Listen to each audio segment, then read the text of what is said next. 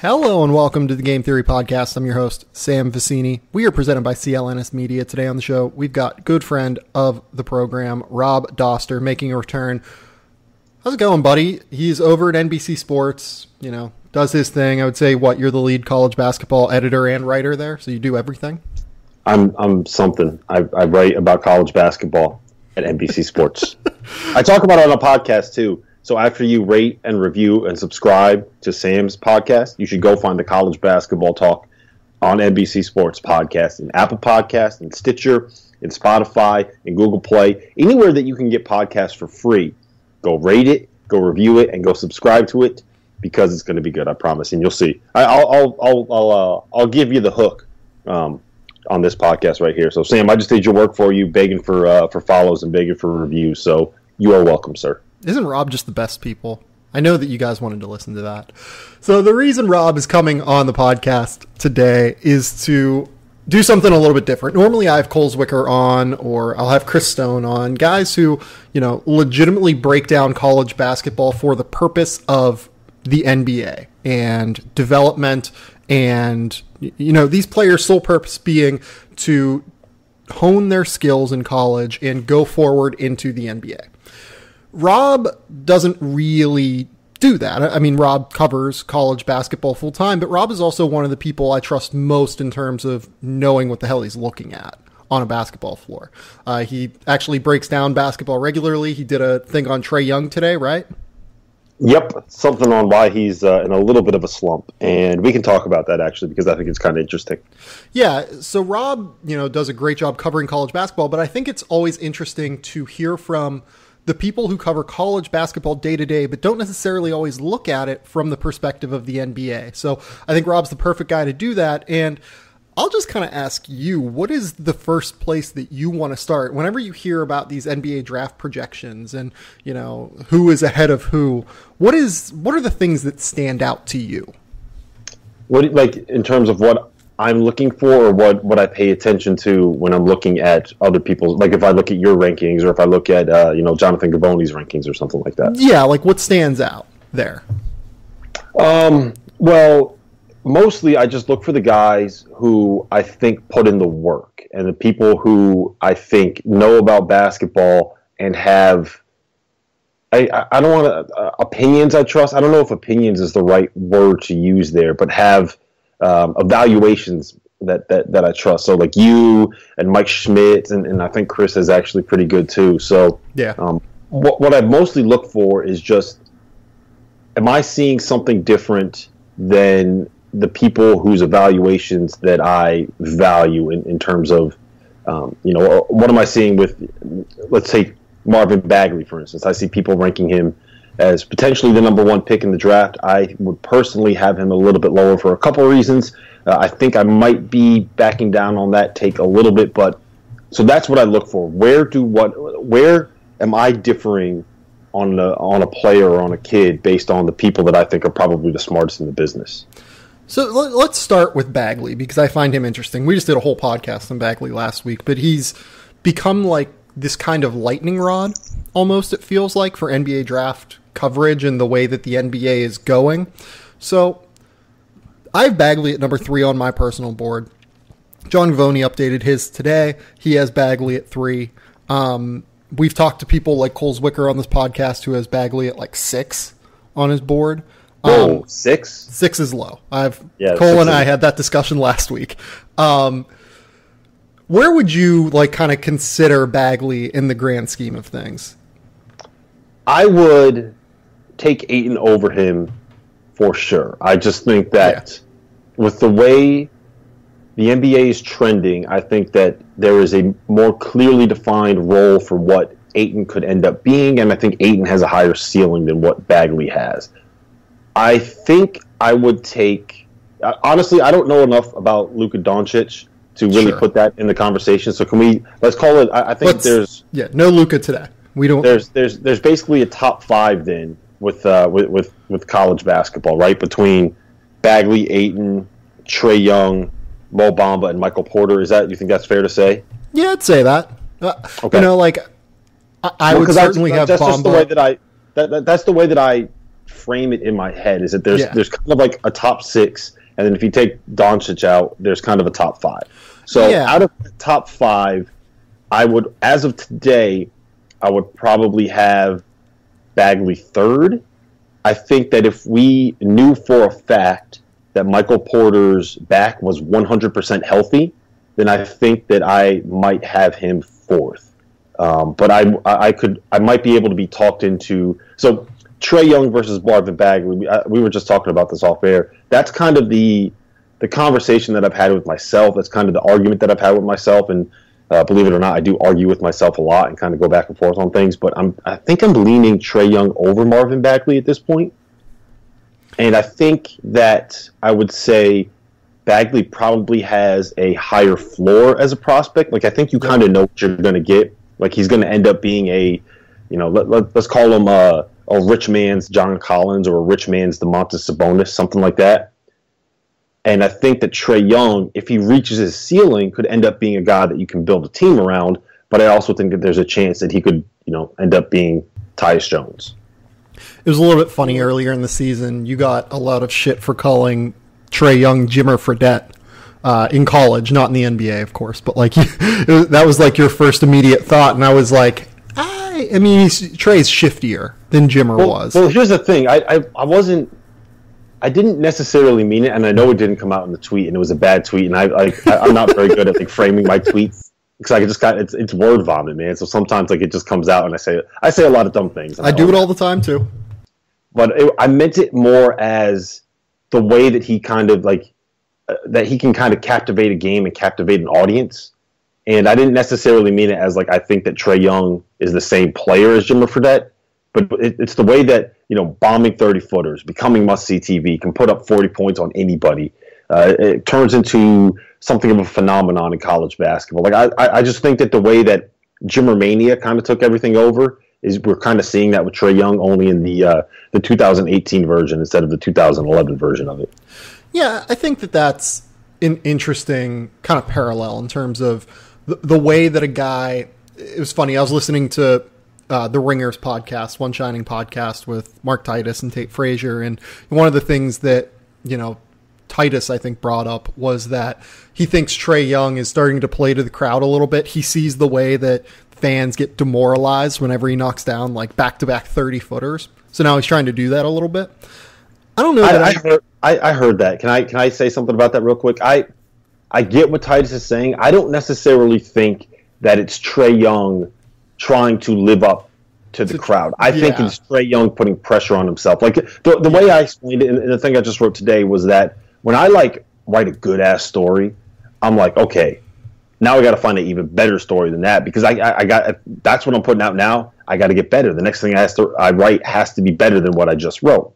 If you are a lawyer, and let's say that you crush the cross-examination, but then you got the closing argument coming up, you're going to, if you want to be the best at what you do or really good at what you do, you're going to put pressure on yourself to find a way to make that closing argument better than the cross-exam, right? If you are, I don't know, if you're Trae Young and you go out and you put 39 points and 14 assists on TCU in your Big 12 opener, well, the next game you want to keep getting better, right? You don't want to hit that status quo. You don't want to struggle. And I think that what's kind of happened is that as he has kind of plateaued a little bit and as defenses have kind of figured him out and as a team's kind of, as he's become more important on the scouting report and he's getting into the Big 12 and you have all these great coaches in the Big 12 singling him out and saying, okay, all we have to do against Oklahoma is find a way to slow down that guy right there. Yep. I think what you're seeing is Trae trying to force it a little too much. Whereas,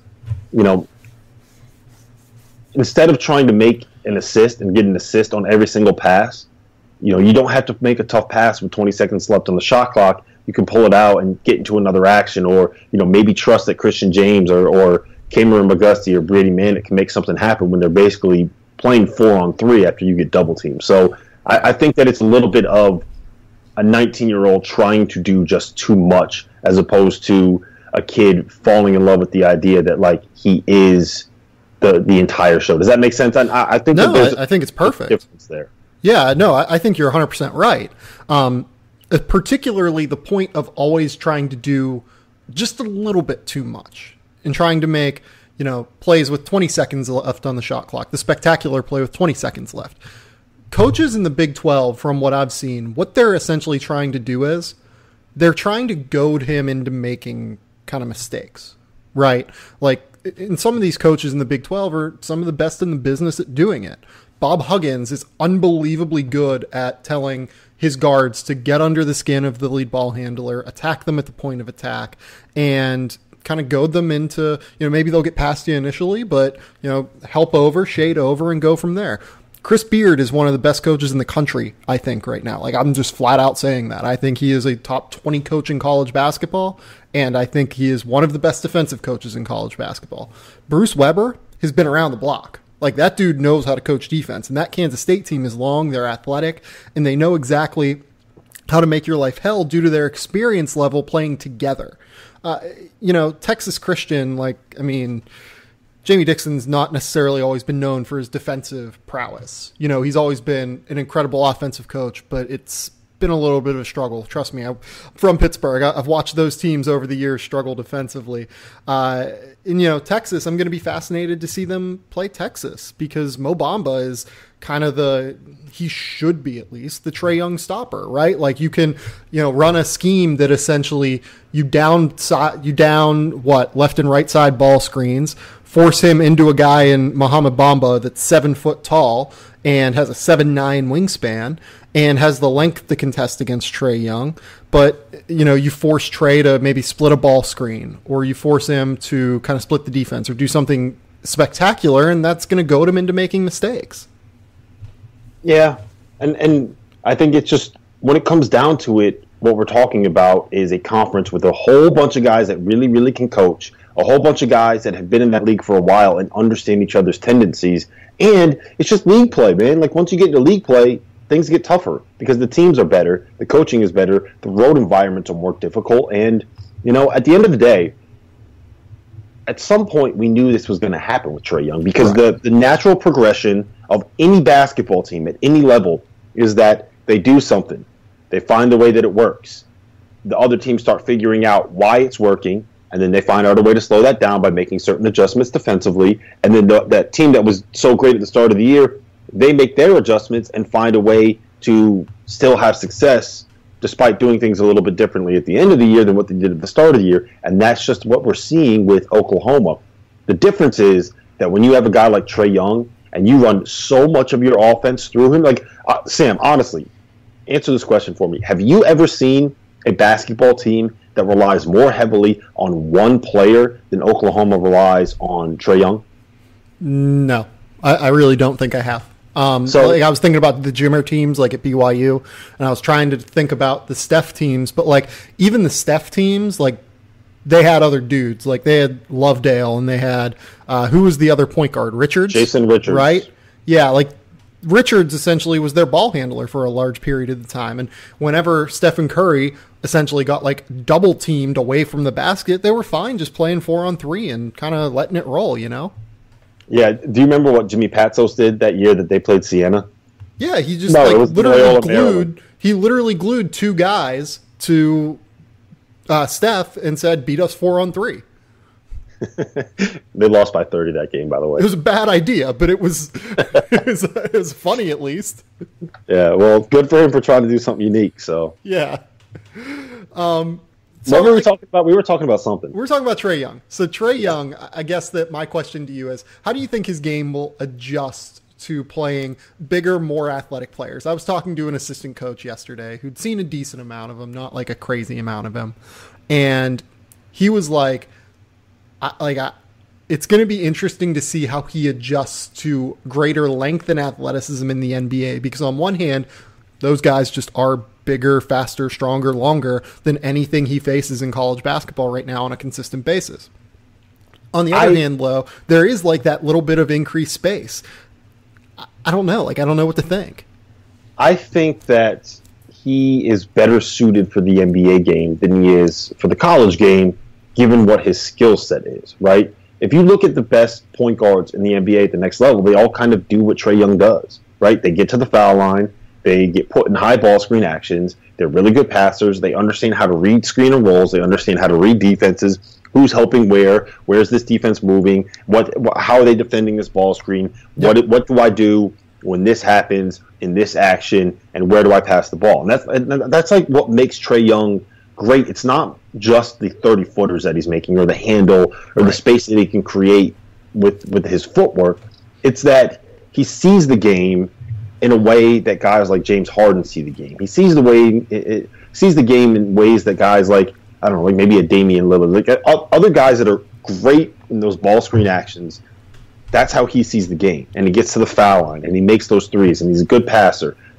I think that once you get a little bit more weight on him, which will happen when he gets to the NBA, I think that once he gets a little bit quicker and a little bit more explosive, which I think will happen once he gets to the NBA, because that happens with everybody when they get into his NBA strength and conditioning programs, I think that he's a better fit. My question is he actually good enough to have an NBA offense kind of centered around him like that? And that's the question for me. And I think I lean yes, but I also think that he probably needs a little bit more talent around him. Like, I don't think that you could put him on, let's say, Orlando and expect him to have this kind of impact, because I think you need shooters around him. I think you need a specific roster build to kind of make him successful, right? Like, you know how Houston has kind of designed their roster entirely around this idea that, hey, let's just get shooters on the floor and let James Harden go do James Harden things. Yep. I think that's probably what Trae Young needs. And I'm leaning towards him being able to have that kind of success, but I'm not 100% sold on it.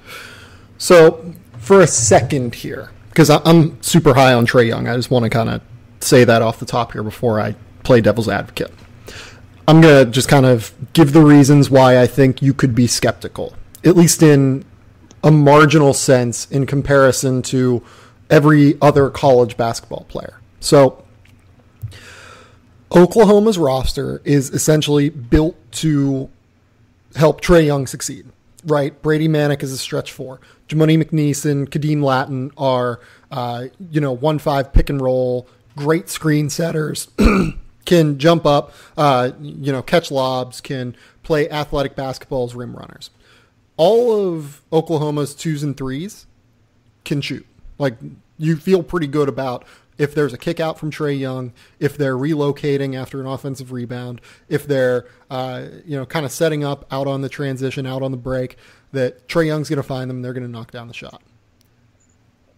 That's the kind of roster I think he needs to succeed, like Rob said. In addition, I do just want to point out kind of a lot of people just assume that his game is going to fit better in the NBA. What I will say is that in most cases, I think that's right, because college coaches decide to start their offense from the 3-point line in college, as opposed to, maybe stretching it back a little bit and creating more space and a tougher guard for opposing defenses geometrically. Lon Kruger's kind of already doing that. Like, they set their screens like 5 feet behind the 3-point line already. And they force defenders to have to figure out what to do at the mesh point out there. And that kind of warps the way that college defenses are used to playing, right? So I don't know that we're necessarily going to see like a crazy improvement from Trae Young once he gets to the NBA, just because of the increased space. I think that Lon Kruger deserves a lot of credit here for kind of figuring out exactly how to operate this offense to make it work for the system or for the players in the roster that he has. Well, I guess my response to that would be the reason that I think he would fit better in the NBA game is because Lon Kruger has tailored his offense to basically being an NBA game style of play. You know what I'm saying? Sure. Like, so he's getting the experience right now is what you're saying. Yeah. So like basically the point is that Lon Kruger built his team and his program and his season and everything that they run around this idea that Trae Young fits better in the NBA game. And so they're basically playing like an NBA team. Does that make it makes sense in my head? I don't know if I articulated it all that well. I think that's right, but I think that some of the statistical incredibleness we're seeing from Trae Young also has to be kind of put into that context, though. So, like, I always talk about the Michigan effect and the Notre Dame effect whenever it comes to NBA prospects.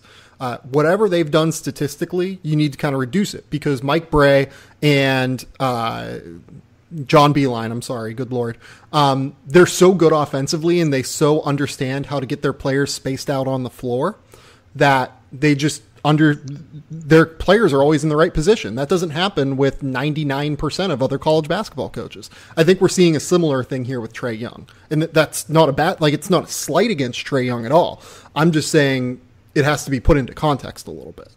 Yeah, and the overwhelming counting numbers are that's a byproduct of him using more than 40% of the possessions when he's on the floor, and Oklahoma playing at the third fastest rate in the country or something like that. So not only is he getting more possessions and more chances to score, more chances to find an assist because Oklahoma has more simple possessions than anybody else. He's also using more of those possessions than literally anybody else that we've seen in the Ken Pom era.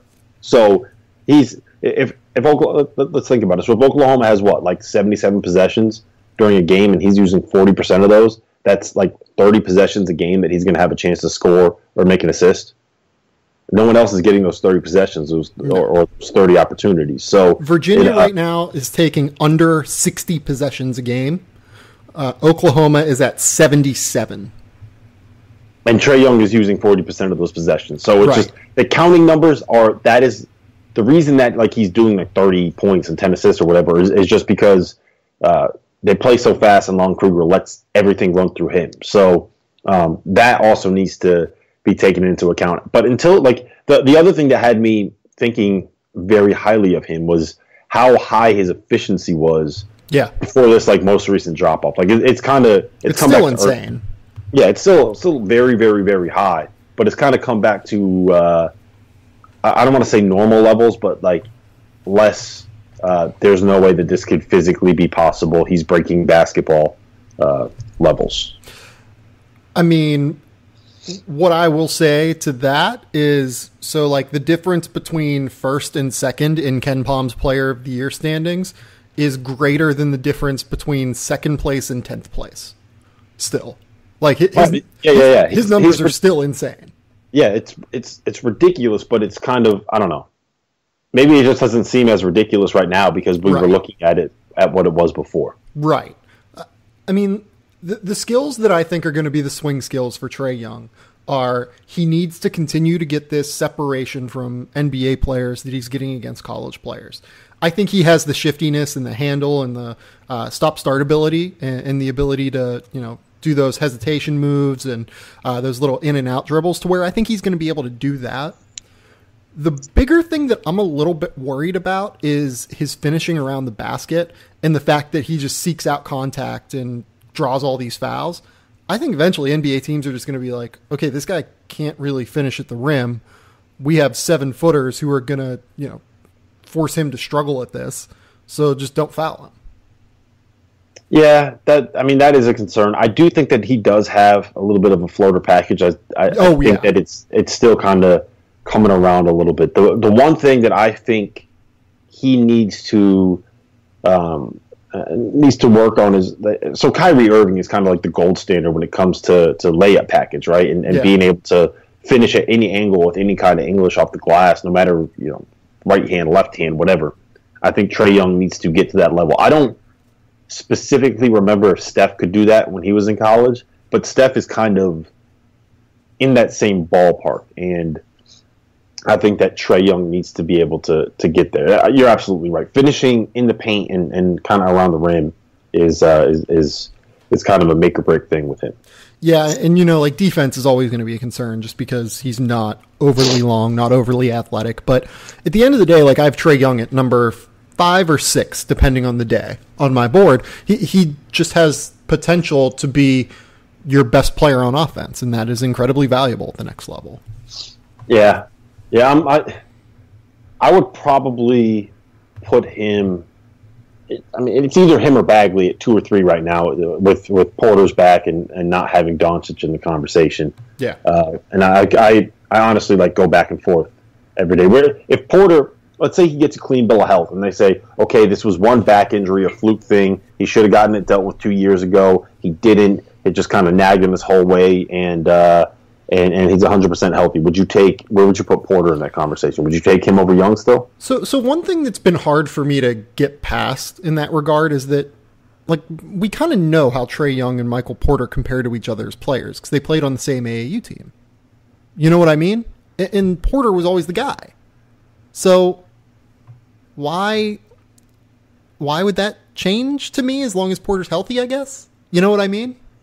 Yeah, and I also think that it's more valuable to be able to find one of these like switchable big wings that can make threes and has that kind of athleticism than it is to find a point guard that's really good in pick and rolls and can make three. Let me put it this way. I think that it would be, if you were forced to pick between one of the two, it would be easier to find a bootleg Trae Young than it would be to find a bootleg Michael Porter. I agree with that. 100% agree with that. I want to talk about Mohamed Bamba with you because I feel like I've kind of ignored him throughout the course of this season. He's weird. I'm glad because I want your take on him because I'm very, very torn. I worry about the way that he floats through games a lot of the time. That scares me a lot. Like, he's the best shot blocker in college basketball. His rebounding defensively has been a lot better than what I anticipated it would be. So that's a really good sign. His shooting is hard because, in just like scoring efficiency in general, because he still wants to take 3-pointers. Like, he still wants to be that guy who's a pick and pop threat. He's taking like 2 3-pointers a game. I've never really bought into him as a shooter.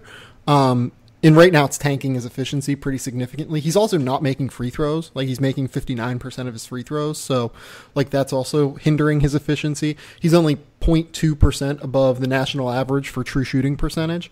And for a guy like him, he needs to just make better decisions in terms of trying hard and where to get the ball and where to take shots from. That kind of stuff scares me. Like, is he going to continue to be this guy who makes poor decisions, or is he going to be this guy who can dominate the game defensively? You have to have such an incredible mindset to do that in the NBA that it worries me that he hasn't displayed that yet.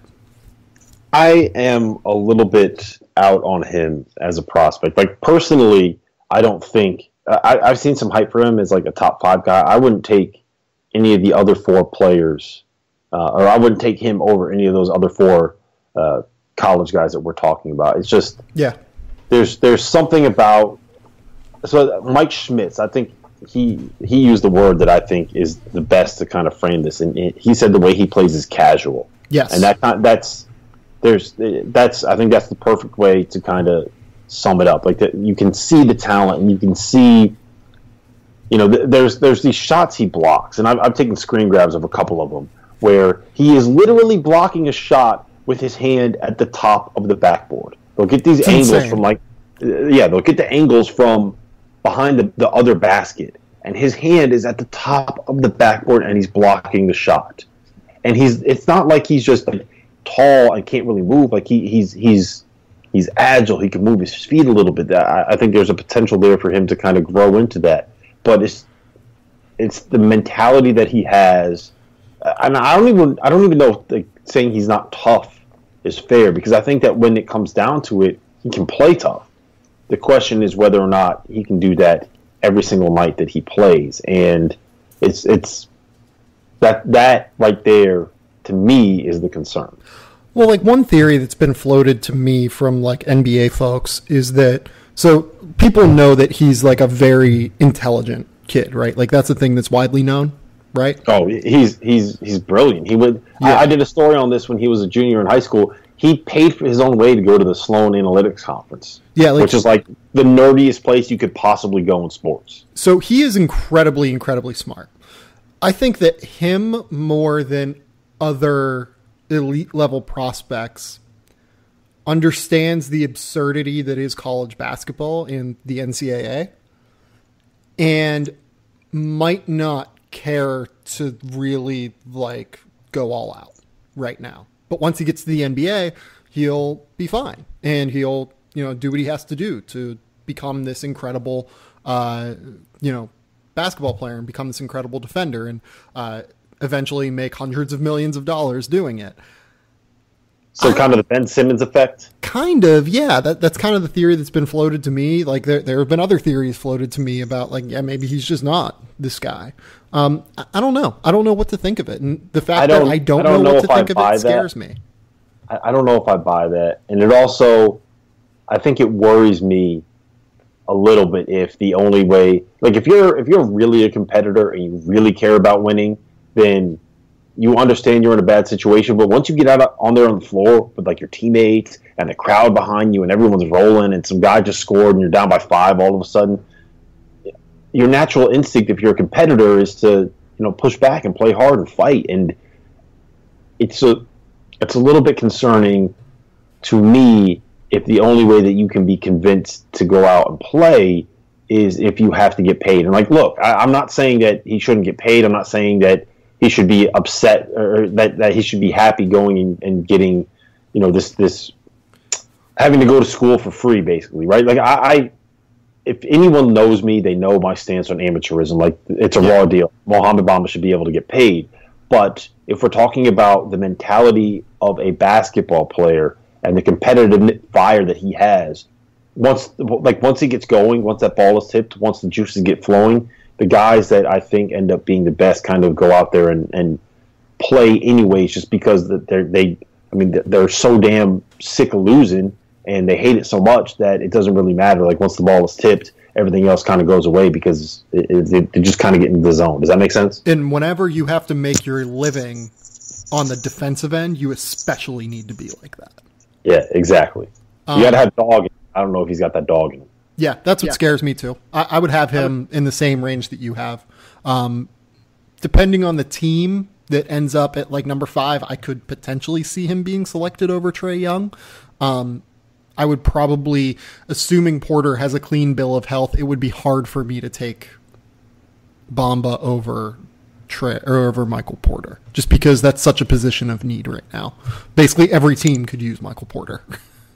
Yeah, he's the prototype for what you want out of that position. And like we've said that in the past, right? Like I don't know, was it on here that we said that about OG Anunoby? Like OG Anunoby has long been one of the guys that I was like, he's going to end up being, he's basically, he's going to be Trevor Ariza, more or less. And he's having I don't follow the NBA as much as you do, but he's having a good good rookie year, right?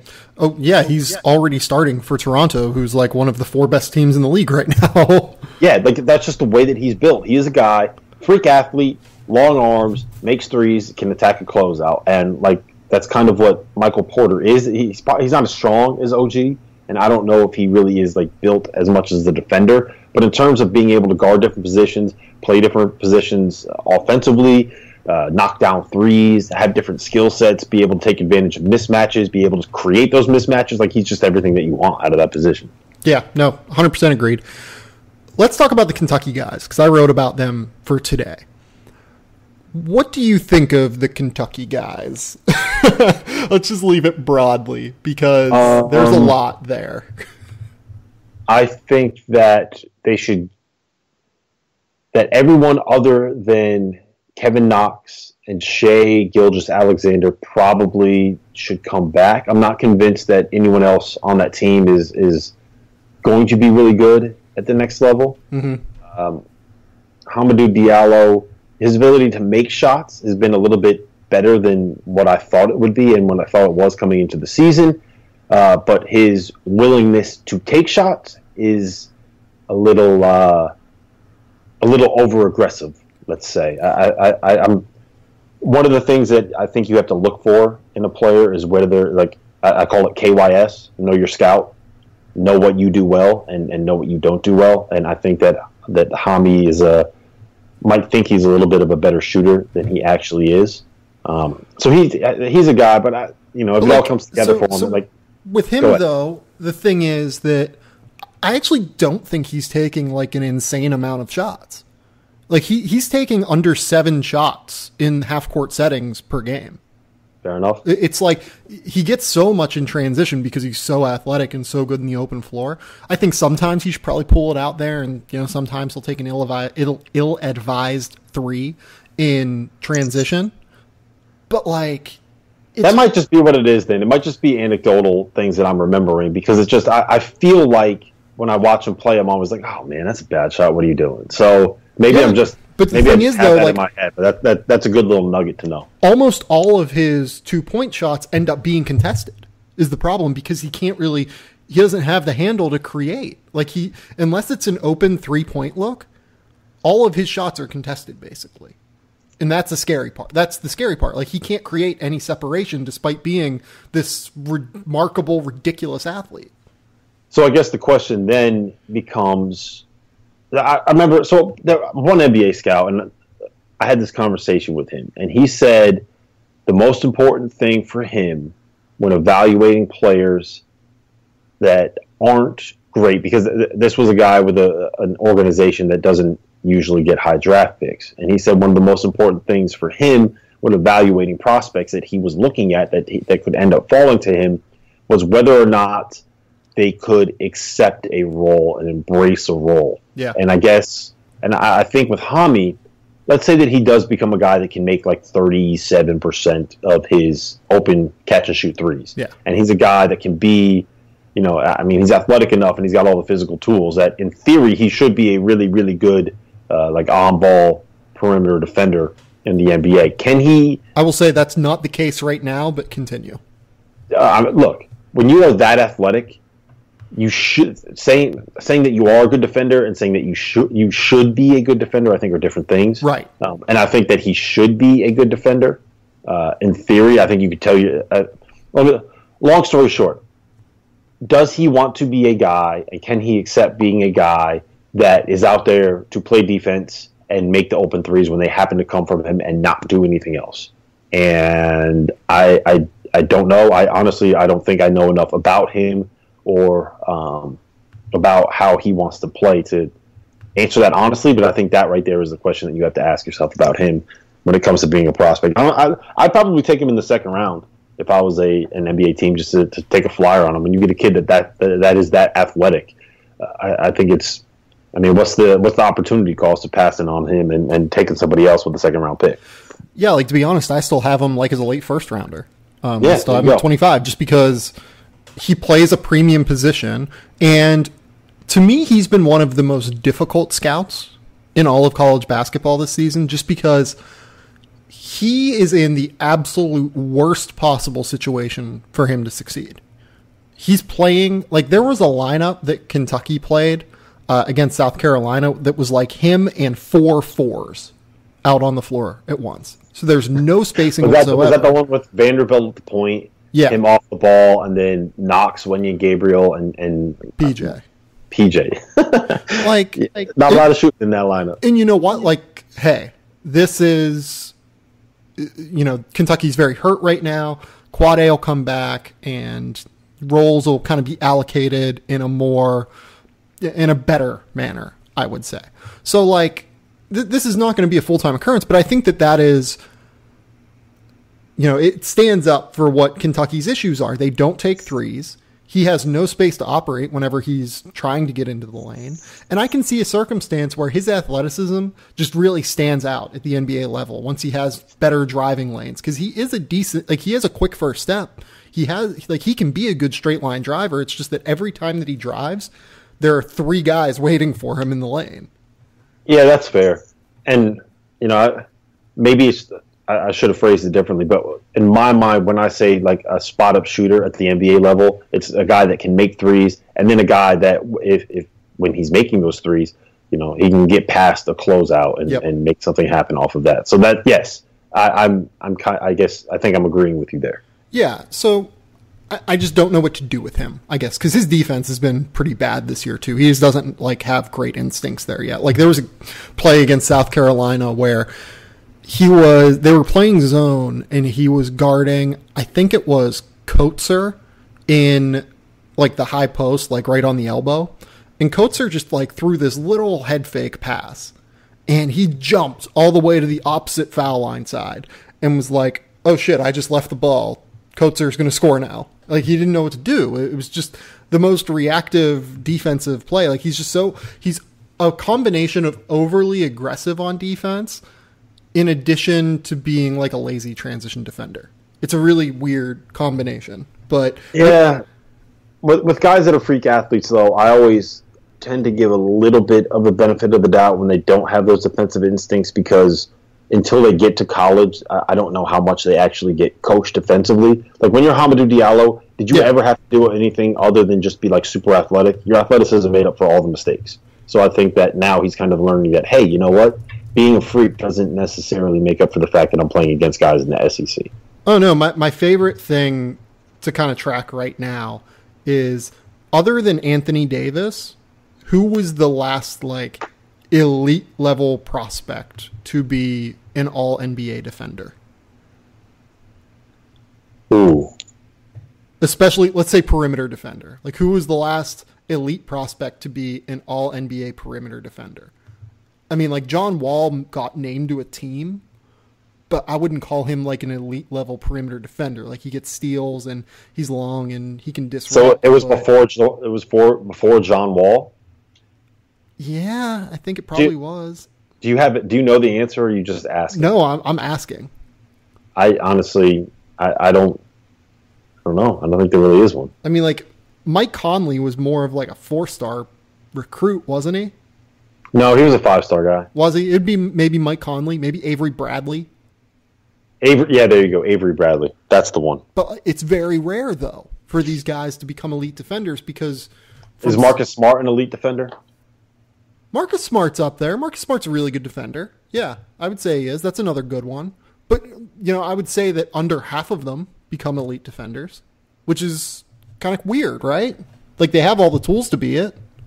Yeah, I think some of that kind of comes down to, do you really want John Wall risking fouls and burning out his legs trying to defend for 35 minutes a night for 82 games? I think some of it just comes down to the simple fact that, like, that star players have to expend their energy elsewhere. It's a great point. The next guy I want to talk to you about is Nick Richards. There was a lot of excitement about Nick Richards coming into the year as a prospect. I never understood that. He's just big and athletic. He's like every other big and athletic guy that there is. So I wrote this in the thing I wrote today.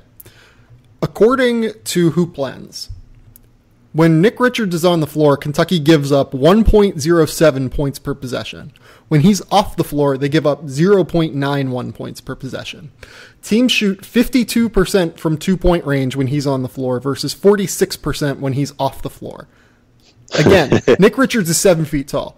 The funniest stat, though, that I've seen, Synergy has their, stats that show how often a player has contested a shot at the rim, right? In half-court settings and on non-post-ups. So essentially, when a center is supposed to rotate over and contest a shot at the rim and be a rim protector. Nick Richards has contested 4 of those shots this year.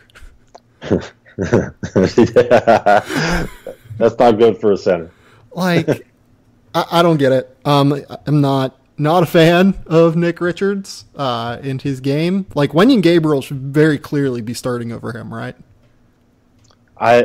Don't get me started on the way that Kentucky uses their lineups, because I fundamentally have an issue with the fact that Kevin Knox is not the 4. Well, yeah, so do I, but their roster is just not constructed to do that, right? Like, they should just play. With Vanderbilt back, I think that it might be. So I think that we might see a little bit of a change. You know what I really want to see, man? I really want to see lineups from Kentucky that have Vanderbilt, Knox, and then 2 of Shai, Quade, and Hamidou Diallo out there. And then some, like whoever, PJ Washington, whoever. I'd throw out Wenyen with them, but yeah. Or whoever. At that point, it doesn't really matter, because I think that you kind of get into like a little bit of, it's a little bit replaceable. Like I don't think that there's all that much of a difference between having Wenyen Gabriel and PJ out there, but I really want to see those lineups, because I think that actually opens some stuff up, because you could let Jared play on the perimeter and create a little bit, and Kevin Knox, then you either have to have a 4 guarding Jared Vanderbilt or a 4 guarding Kevin Knox, and then I think that just makes the matchups that much easier for them to be able to be effective. I don't know what that does for them defensively, because I'm not convinced. They're so long, though.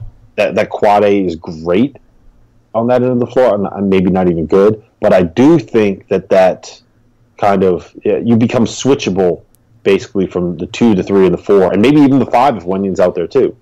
So here's why I would say that you should go Quade, Shai, Kevin Knox, Jared Vanderbilt, and Wenyen Gabriel specifically. You would then have 4 shooters, right? Because Quade, Shai, Kevin Knox, and Wenyen can all shoot. You would have a roster that is essentially switchable 2 through 5, right? Like you probably wouldn't want to switch with Quade all that often, but you could probably make it a little bit feasible. He's at least feisty defensively. He's just small. And that would actually open things up offensively for them. You'd have 4 shooters on the floor. When was the last time we saw a Kentucky lineup with 4 shooters on it? Before Cal got there. It's true. I mean, like, did the 2015... Actually, that's probably not true. I think the Brandon Knight team might have had like 3 or 4 shooters on it. So the 2015 team, did they ever play... The one that had Jamal Murray and Tyler Ulis, did that have shooters on it? Well, I was going to say you could have run out a Ulis, Devin Booker, Trey Lyles, Aaron Harrison, Karl Towns lineup, right? Like that would have been fine. Yeah, but even that team, like they didn't really shoot a ton of threes. That what it came down to was them just giving the ball to Karl Towns on the block whenever they needed to go score. Yeah, that's true. The last thing I'm going to ask you before I let you go. You don't really look at draft boards like crazy, so forgive me and forgive you if you end up saying someone who is high up on draft boards, but is there someone who stands out to you as someone you don't think is getting talked about enough that you think could be a good NBA player? There are a couple guys. I really think, how much attention is Kyrie Thomas getting? He's like a late first rounder. I have him at Is he? 25 or so, yeah. Oh, wow. Yeah, I didn't realize that he was that high because I think he's a guy that, if we're talking about someone that can fit in a role at the next level, I think he's a guy that can absolutely fit into a role at the next level. And I would seriously consider taking him somewhere near the end of the first round. Let me bring up top 25 real quick so I can just kind of scan teams. I'm having trouble thinking of people off the top of my head. No, of course. The guy that I'm a huge fan of is Chandler Hutchison. Like I have him as like a top you love 20 him. guy. I know you love him. I've been harping on the Chandler Hutchison bandwagon for a while. Let's see who else. Keita Bates-Diop. I have him late first now. He's really good. Yeah, I wonder how quick is he? Not quick. Not quick? Okay, good, because I didn't think he was all that quick. But the thing is with him, though, he has like a 7'3" wingspan or like a 7'2" wingspan. So he can get away with not being as quick as he needs to be. Also, he shoots over everyone. Like, he actually uses his length with his release point on his jumper, and he's like an awesome, awesome shooter all the way out to like 23 feet. Or maybe 20 feet, I would say, right now. So like he's just awesome. Like, he's really good. Are people still on the Bruce Brown bandwagon, or is that kind of that train left the station? That's a good person to talk about because I'm in on him as a role player at the NBA level because he's athletic, he's tough, and he will defend. I also think he can pass a little bit. I really worry about the jump shot. Really, really worry about it.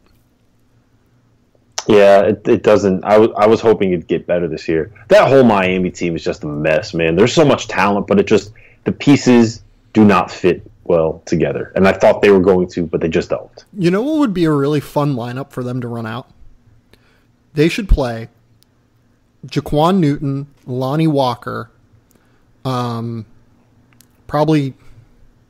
Maybe you play all 3 littles. You play Likes, Jaquan Newton, Lonnie Walker, and you play Bruce Brown as a 4. Yeah, I was thinking about that, but you have a lot of guards on the floor, but there really isn't all that much shooting. Like Jaquan Newton's shooting like 13% from 3 this year. Bruce Brown is, what's he at, like 26% or something? 25 I'm looking at now, yeah. Lonnie Walker, before whatever he did against Duke, was below 30% shooting. Lonnie can shoot, though. You know what I mean? Like that's. I know, but being able to shoot and actually making the shots, like I don't know. I get what you're saying, but there still just is not. When you play those 4 guards, like what remember those Villanova teams back in the day? Like they had 4 guards that could shoot, and when you play 4 guards around one center, like you need those guys to be able to make shots. Yeah. Otherwise, you just kind of, you clog up all the space that you were hoping to be able to create, and then you get your ass kicked because you don't have enough size on the defensive end of the floor. So the whole point of that being a thing and being able to be effective is forcing guys to come out and guard you and creating those driving legs and creating those kind of like one-on-one matchups. If you have Bruce Brown at the 4 and you put a power forward on him, then are you really all that worried about him shooting the jump shot, or do you just kind of let him take it and play off of him and say, okay, this is going to be our help guy? Well, I think that once Bruce Brown gets ahead of steam, he can finish at the rim, though. I know what you're saying, but it just kind of I guess, long story short, the way that all the pieces, it doesn't matter what the lineup is, the pieces just, I don't think that they fit as well as I thought they were going to. Yeah, the problem is that all of the guards want the ball in their hand. Yeah, that's exactly, like, they have four lead guards that are all kind of like score first combos, and none of them are all that great at making anybody else better. Yeah. And the way I kind of saw it going in my head at the start of the season was that Jim Larrañaga is so good at taking a team with talented dudes in the backcourt that can kind of create in ball screens and finding a way to make them effective. The problem is, like, normally he would do that and he would have a couple role players in the front court and a couple of role players in the backcourt that can maybe make threes, and none of these guys can really do that. They're all guys where the reason they're good coming off of those ball screens is because they can go get their own. Yeah, that's a good point. It's a good point. Is there anyone else that you're kind of looking at as like someone who, you think you probably have a markedly different opinion of? I'm looking.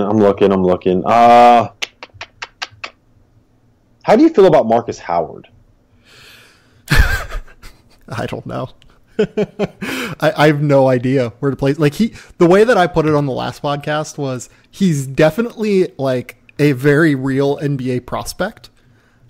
I don't know how. Like I know how because he's an unbelievable shooter, but like I don't know where he fits into everything. Yeah, and he plays on the ball a little bit, and he can operate in the ball screen a little bit. So I think he's a sneaky better passer than he gets credit for, too. Yeah, he is. I still think he's a guy that has a chance because he's just such a damn good shooter. Like, he's just such a good shooter. He is 57 for 57 from the foul line and shooting 39% on 9 3-pointers a game. Yeah, that's pretty good. He shot 46% over his 2 years from 3, taking 325 attempts. That's really good. That's really good. I remember really good.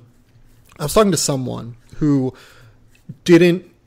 It was like a person who has a draft model who didn't know about Marcus Howard coming into the year, and I just had him plug in Marcus Howard's numbers because for people who don't know this, Marcus Howard is 6 months younger than Trae Young. Just because he got to college super early.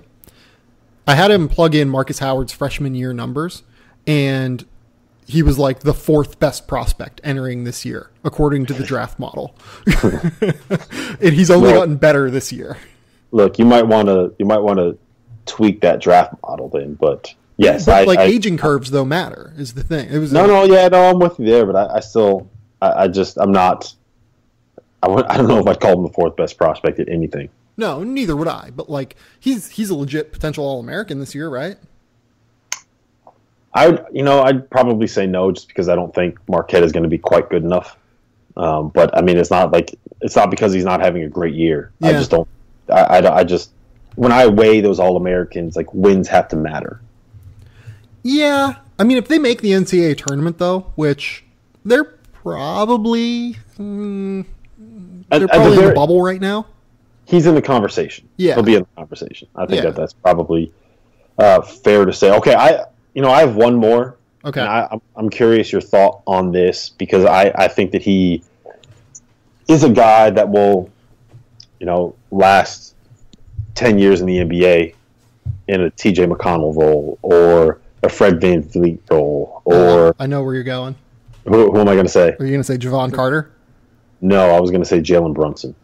Oh yeah, no, I have Jalen as like a top 40 guy right now. Do you? I think I'm higher than most people are. Good, because I think if you look at some of those 4-year college point guards that have ended up making it to the NBA and kind of hung around for a while, I think that he's better than all of them.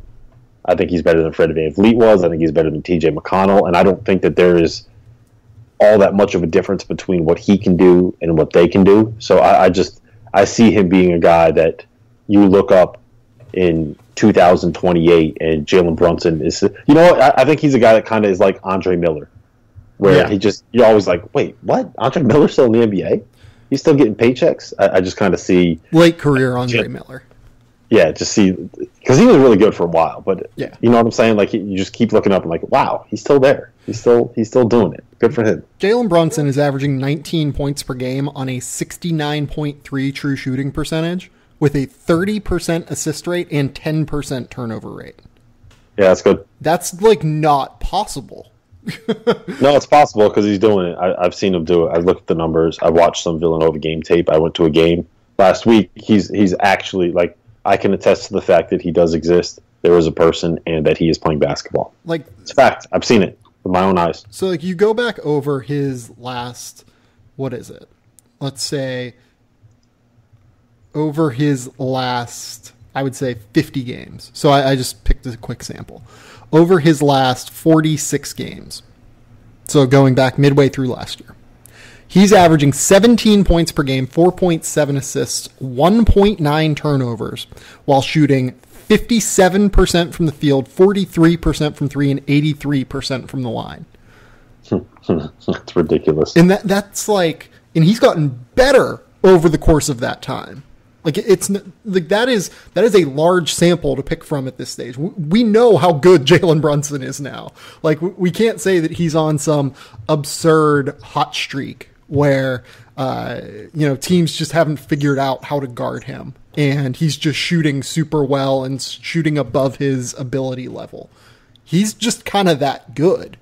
Yeah, he's really good. Okay, I have one more for you. I lied. One more, and then I got to go do some shit. You ready? Yeah. Dakota Mathias. I have him in the 90s somewhere. But like, if you would have told me I had Dakota Mathias on a top 100 draft board coming into the year, I would have laughed you out of the room. I think he's interesting because of how good he is defensively. Yep. And the fact that he can make shots. But I also, like, he's averaging, 4.5 assists? Yeah.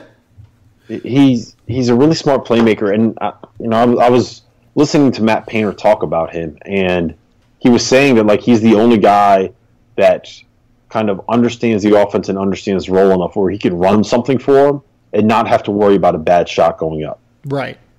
So, I don't know. He's interesting. I'm not saying that I would probably, I don't know if I'd even take him with a second-round pick, but I think he is a guy that would not surprise me if he went undrafted and then kind of, spent some time in the D League and worked his way up and saw some time on an NBA roster. Just when you can defend like that, you can shoot like that, and you're actually able to do things other than just defend and shoot, you got to pay attention to him. You got to look at him. Yeah, no, I agree with that. Like, by the time players end up, so like I have him in like the 90s right now. By the time players declare for the draft or decide to return, I would guess he'll probably be a top 60 guy for me in this draft class. Like something like that. He's got a shot. Like, yeah, like he'll have a chance. Like, I was looking at past draft boards just because I do this, like to see how my, rankings end up lining up.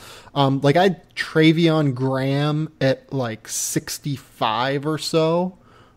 He's now like a role player for Charlotte. I'm trying to think of like a couple of the other ones that I think are kind of like him. It's hard to find those guys though. Like then again, like I thought Julian Washburn from UTEP a few years ago was going to be like a really interesting defensive piece who was multi-positional. He just couldn't do anything.